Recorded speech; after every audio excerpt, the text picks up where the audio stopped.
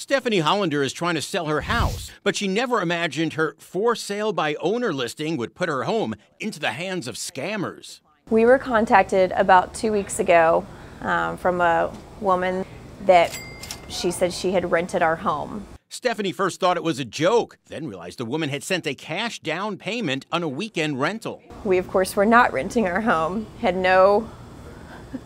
we had no recollection of this. We didn't authorize anyone to rent our home. It's the latest version of the home rental scam. According to Forbes magazine, scammers in other countries copy your for sale listing, then put up a rental listing on Craigslist, VRBO, or HomeAway.com, which is where Stephanie's ended up. Stephanie obviously did not put a for rent sign in front of her house, but it sure felt like that given the ridiculous low price, $49 a night, the scammers put up.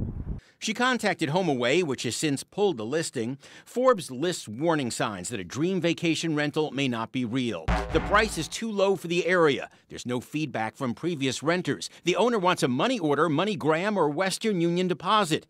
The scariest part, Stephanie worries that renters might show up on her doorstep any day. Yes, I was told by HomeAway that my house had been rented at least 3 times.